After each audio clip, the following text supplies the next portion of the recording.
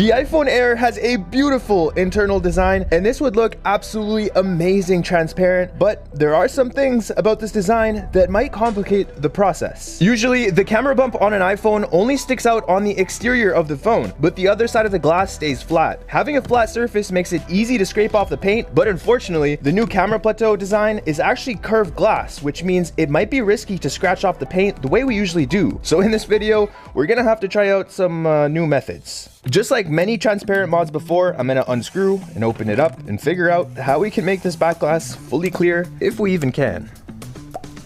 We'll put the phone aside, and now you can kind of see what I'm talking about. There's a huge dip over here, and there's some sort of silicone texture down here. I'm not sure how this is gonna work, if it even will. Because of this camera plateau, it might be very difficult. The first thing we need to do to know if we even can do this is remove the wireless charging coil, the magnets, all the metal plates, the flash, and the rear microphone. This in itself is kind of difficult, but I've developed a process that works pretty well. First things first, we have to peel back this thermal pad. We'll heat everything up to loosen any adhesive that might stand in our way. With the help of isopropyl alcohol and the heat, the thermal pad seems to just be lifting right up. That's pretty satisfying. It's just all coming right up. I don't want to go too far though, because I don't know if the wireless charging coil is connected to all this. It looks like the wireless charging coil is coming off with this peel, which I don't know if is a good thing or is a bad thing, but one thing I am noticing is those magnets. Take a look at that. They're so much thicker than the last generations of iPhones, and I don't think anyone's caught on to this yet. Speaking of strong magnets, this is the O3 fitness case from Taurus, and it's what I'll be protecting the transparent mod with.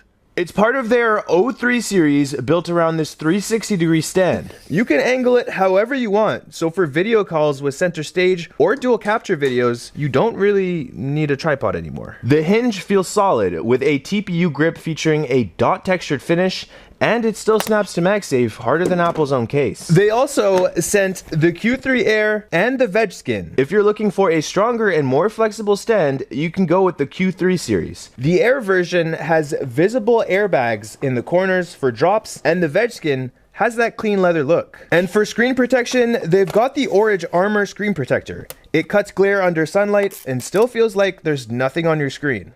If you've got the new iPhone Air or even the Pros and want something that keeps it light but functional, check out the Taurus Q3 series and Orange Armor. Links are in description. We're gonna go ahead and unscrew the rear microphone and the flash and try and get those removed. Keeping the back glass on the heat pad this entire time is actually really helpful. It's very easy to remove any adhesive like this. And the rear microphone should just come right out. Same thing with the flash. And if I peel this back, I think I should be able to just...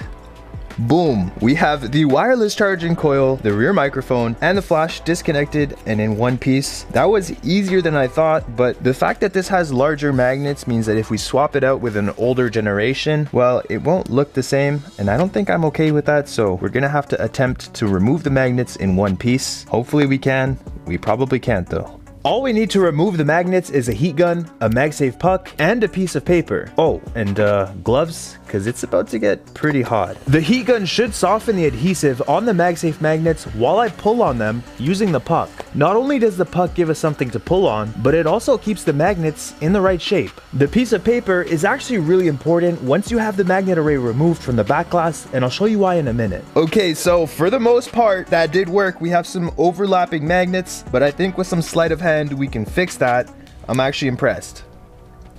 Shout out sleight of hand. Okay. I don't think you guys understand how difficult this is to do, but we achieved it, and we're gonna put this aside and focus on the back glass now. As for that little piece of paper, it's actually needed to remove the magnets from the puck without damaging them. I forgot to use the paper last year, and this is what happened.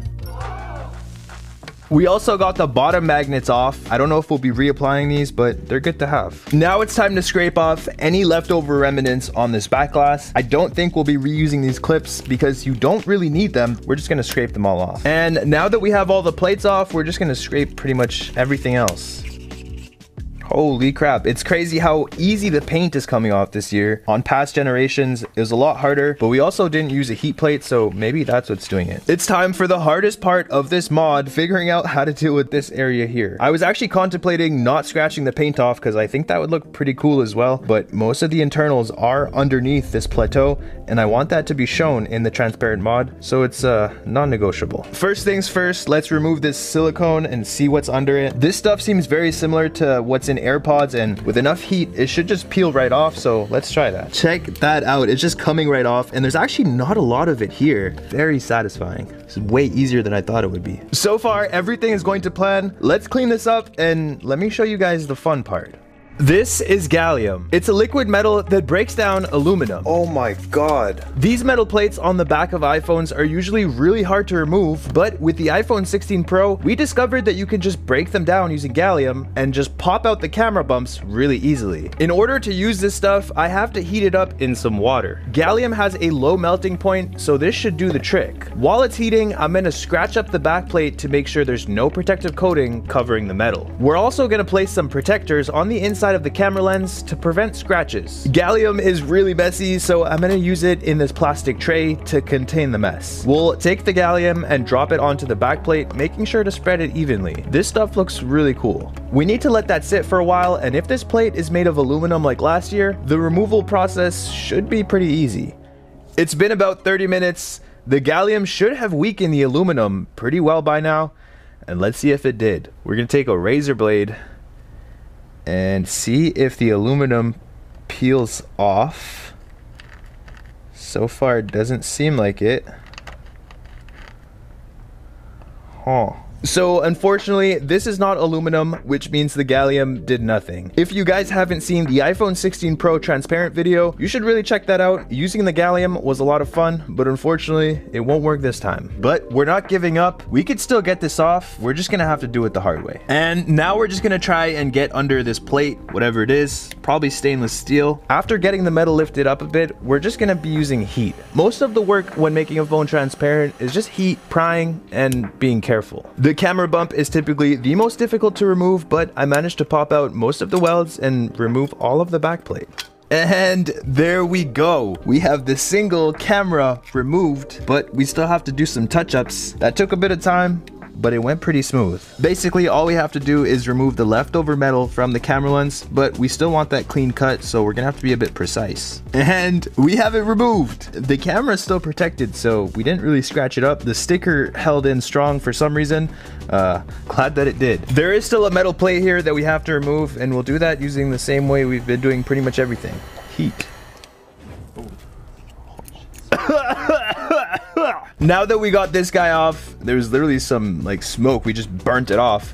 It's time to scratch off all the paint, and I've never had to scratch around curved glass before, so we might have to use a new method for that. Let's see if we do. Back on the heat pad, we're gonna use this paint scraper to remove all the paint on the flat areas of the glass. For some reason, it's a bit easier to scrape off this year than previous generations. What's cool about newer iPhone models is that the Apple logo is actually etched into the glass, so you don't have to worry about scratching it off. It's still looking pretty bad right now, but it's about to look a whole lot better. Onto the camera bump though. I'm taking the back glass over to the soldering station because we're gonna try melting off some paint. This is definitely not something you want to breathe in, so that's why we have these two fume extractors. Removing the paint in the plateau is hard to do with the blade because of the angles and the amount of pressure I'd need to put on the glass. I really don't want to break this now that we're almost finished. The soldering iron doesn't work as well as I'd hope, so I'm just gonna use it to melt off these hard to reach corners because the paint scraper can't reach here. With the corners mostly done, I'm gonna use the blade again on the flat part of the plateau, but this time I'm adding some heat. We'll take this back to really clean up the last bits of paint left. I'm using some isopropyl alcohol to make sure this one is extremely clean. And check it out, we have John Cena on the table because you can't see him. The back glass is pretty clear, it's nice and clean, and now it's time to reinstall all the components. Hopefully it all works out because that's probably the most challenging part of this whole mod. The first thing we're going to do is put the camera bump back on, which is pretty straightforward. All we need to do is really glue inside the glass and then slap it on, and it should stick pretty well. While the glue is setting, I need to figure out how to make this wireless charger look better. Also, if you're watching this in one of our many dubbed languages, welcome. Okay, that just came off. Instead of trying to peel off the graphite paper from the wireless charger, I actually just ended up folding it back. This is a lot less risky and nobody is looking at that side anyway, because the wireless charging coil is gonna be like this. We'll also glue in the flash, just like we did with the camera lens. Things are starting to look really good. Next up, I'm gonna need to place those massive MagSafe magnets. We'll be using a second MagSafe puck on the opposite side to ensure that the magnet array keeps its shape while I remove the first puck. This is all really delicate, so it's kind of necessary to do it like this. Because the magnets are so much larger this year, we're gonna install the bottom ones. I'll use the magnets from the battery pack to position the bottom magnets exactly where they need to be. Everything worked out pretty well and this looks amazing. It's the first time we've ever put these bottom magnets on and I don't know if they make it look better or worse. Let me know what you think in the comments. But all that's left to do now is to clean everything up and reinstall it. Oh my God. And here it is, the transparent iPhone Air. If you think this looks ugly, you're absolutely lying. It looks beautiful. This is the best phone to do the transparent mod on, and I didn't think you could top the iPhone 16 Pro, but apparently you can. We still have to make sure everything works, so first things first, we're gonna try installing a MagSafe puck and see if everything still charges. And it does. Next up, we're gonna try the flash. Hopefully that still works. And it also does. It even illuminates the entire phone because it's all clear. The light just travels through. Now let's check the rear camera, and that is all working. No real flaws there, so we're all good. Wow, this turned out way better than expected. And if you guys like this, drop a like on this video. It helps this video reach more people so more people can see this, and maybe some of you will be bold enough to try it. Thank you so much for watching this video. I hope you enjoyed it. I'll see you in the next one. Peace.